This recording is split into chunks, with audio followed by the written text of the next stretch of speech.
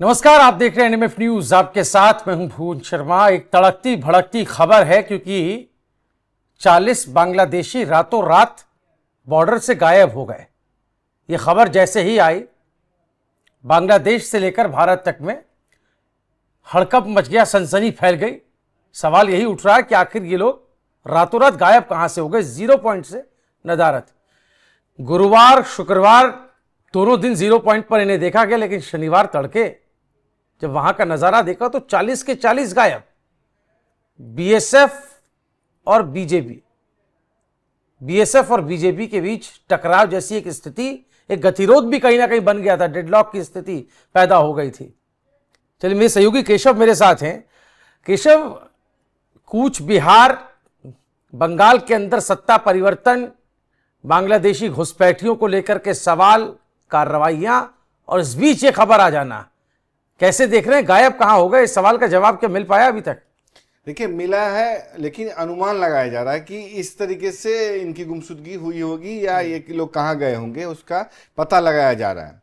लेकिन जो बंगाल में हो रहा है उसकी मांग बहुत समय से की जा रही थी कि इस बांग्लादेश से जो घुसपैठिए आए हुए हैं, जिसको कि लीगल टर्म्स में अवैध प्रवासिया कहा जाता है, अवैध प्रवासी, जिनके पास की सीए के तहत दर्जा नहीं है, उनके भारत के कागजात हैं लेकिन फर्जी हैं, इनको बाहर भेजा जा रहा है, उनके देश डिपोर्ट किया जा रहा है। ऑल्दो सरकार चाह रही है कि इनको लीगल मैनर से भेजा जाए, लेकिन बांग्लादेश जो है, जो कि ऑलरेडी हम जानते हैं कि आर्थिक तंगी और कंगाली से जूझ रहा है, वो इनको लेने को तैयार नहीं है। यानी कि बांग्लादेश अपने ही लोगों को अपने यहाँ लेने के लिए राजी नहीं है। इसलिए देखा जा रहा है कि कुछ बिहार से सटे जो इलाके हैं, या हाकिमपुर चेक पोस्ट है, या दूसरे इलाकों में भी जो बीजीबी, जो बांग्लादेश बॉर्डर गार्ड्स हैं, उनके बीच और बीएसएफ के बीच तल्खी देखी जा रही है और तनातनी की स्थिति पैदा हो गई कई इलाकों में। लेकिन बीएसएफ ने वहां पे संयमता बरती और एक तरीके से बीजीबी जो है उसको फ्लैग मीटिंग का प्रस्ताव रखा।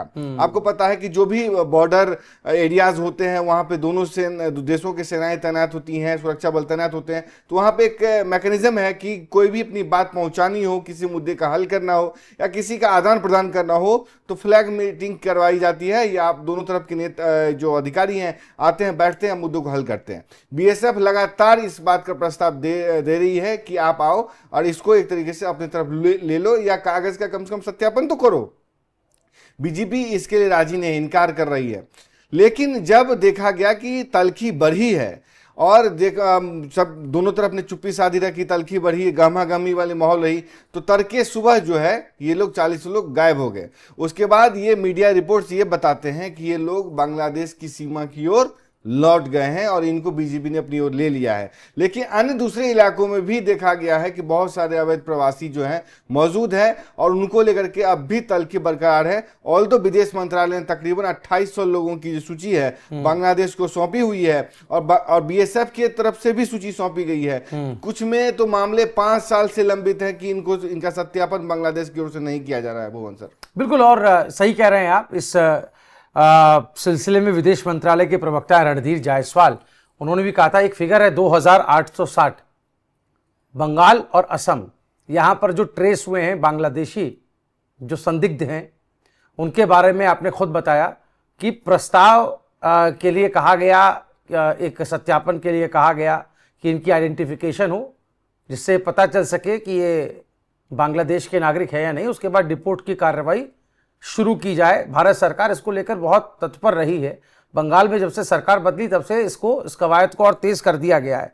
लेकिन बांग्लादेश जिस तरीके से रिस्पॉन्ड कर रहा है, या बांग्लादेश जिस तरीके से अपने ही नागरिकों को मानने से पल्ला झाड़ रहा है, इसने बहुत चौंका दिया। एक तरफ भारत है जो हिंदू नागरिक बाहर रह रहे हैं उनको अपने यहाँ नागरिकता देने के लिए कानून और उस ओर आगे बढ़ रहा है। दूसरी तरफ बांग्लादेश अगर अपने ही मूल नागरिकों को पहचानने से मना कर दे, उनकी पहचान सत्यापन करने से मना कर दे, तो ये तो बहुत एक अजीब सी स्थिति हो जाएगी। केशव, आपको नहीं लगता? और 2860 ही तो बहुत बंगाल और असम में ही जो अभी तक आइडेंटिफाई हुए हैं उनकी फिगर है।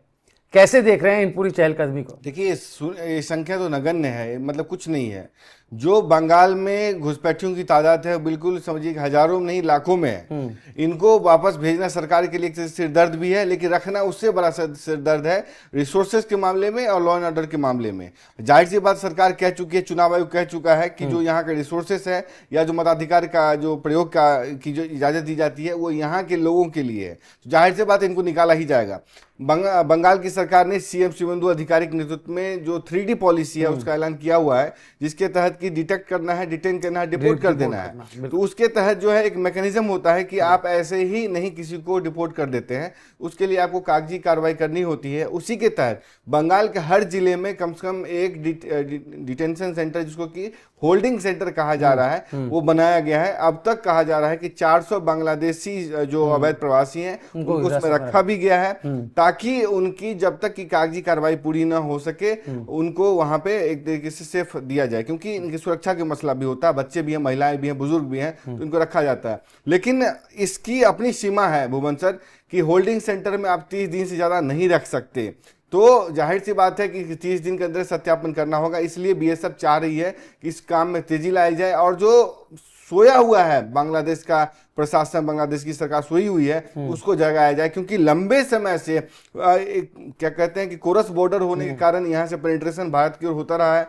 जब इनको भेजा जा रहा है तो लेने को तैयार नहीं है। अब लेंगे नहीं तो समझिए कैसे होगा। ये बांग्लादेशी घुसपैठियों का वही हाल हो रहा है जो रोहिंग्याओं के साथ हुआ था। रोहिंग्या को मार के भगाया जा रहा था म्यांमार से, बांग्लादेश जो कि उसका पड़ोसी है उसको रखने को तैयार नहीं था, उसको मुसलमान देश रखने को तैयार नहीं था। इसलिए वो चाह रहे थे कि इनका भी एक तरीके से पेनिट्रेशन भारत में ही कराया दिया जाए। इसलिए आपको पता चला होगा भारत के सुदूर रिमोट एरियाज में, खासकर जम्मू कश्मीर में भी रोहिंग्याओं के मिलने की संभावना मिली थी। कहीं को तो मैंने दिल्ली में मिला, दिल्ली में एक सम्मेलन हुआ था, उसमें भी मैं भी गया था कि देखें इनका मैकेनिज्म काम कैसे करता था। हैदराबाद के कुछ एनजीओज इसमें सम्मिलित हैं जो कि इनके लिए काम काज करते हैं। अच्छा। इनको सेफ हार्बर या कह ले खाना दाना पानी मुहैया कराते हैं। उनको भी जाहिर सी बात है फंडिंग बाहर से आती है तो उसको लगाते हैं इसमें।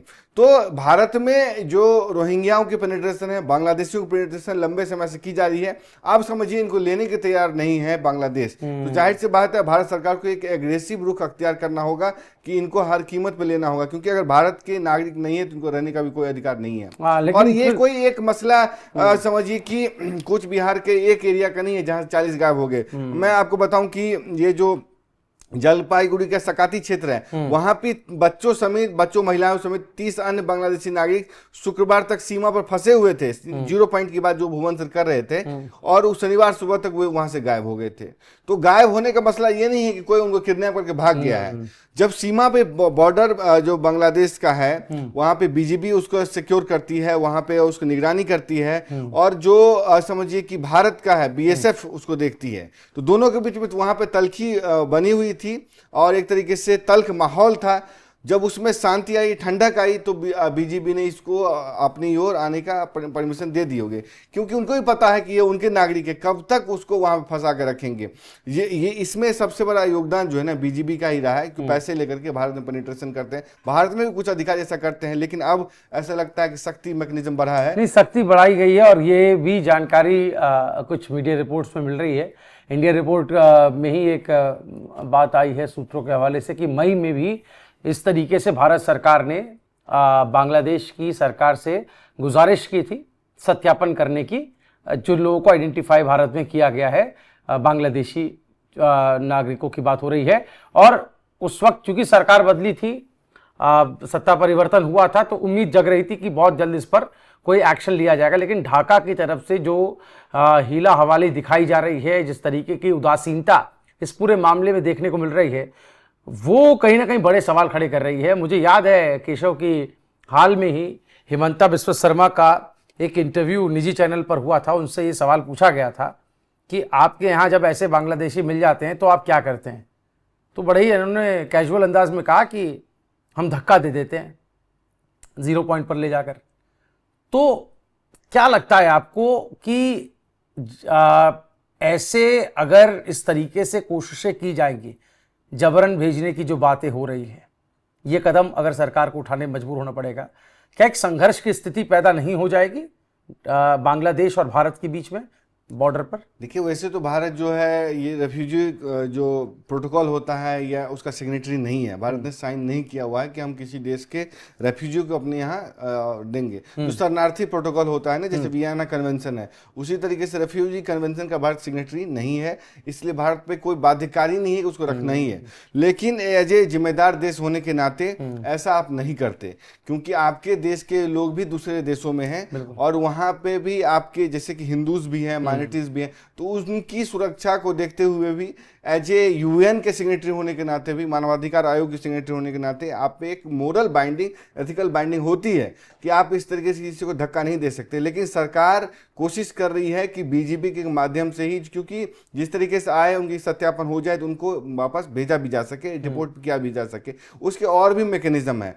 सरकार कोशिश कर रही है, लेकिन जो अभी ठंडे बस्ते में थे सरकार, अब उसको, चूंकि वहां पे सरकार से सहयोग नहीं मिल रहा था बंगाल से, अब सरकार बदली है, डबल इंजन की सरकार है, तो इसमें तेजी आनी है और आएगी भी, क्योंकि 5 साल से कोई इस पे सपोर्ट नहीं मिल रहा था सरकार से। सीमा पे आपको पता है, अभी बता रहे थे कि कैसे बारबंदी वहां पे नहीं हो पा रही थी, फेंसिंग का काम नहीं हो रहा था, जमीन नहीं दी जा रही थी और सरकार उनको प्रोटेक्ट करती थी, एज ए सेफ हार्बर बन रही थी, यानी कि अपने ही घर में रख रही थी। तो जाहिर सी बात, कैसे डिपोर्ट करते आप? तो आप सरकार उनको खदेड़ रही है, तो जाहिर सी बात इसमें तेजी आएगी। ठीक है, एक नासूर कहीं ना कहीं हम कहें पिछली सरकार में, जो आपने खुद कहा कि बीएसएफ को जमीन नहीं, बाड़बंदी जो है वो नहीं हो पा रही थी, उस रूप में चौकसी नहीं बढ़ा पा रही थी सरकार, चूंकि राज्य में टीएमसी की सरकार थी और कहीं ना कहीं कोऑपरेशन नहीं था।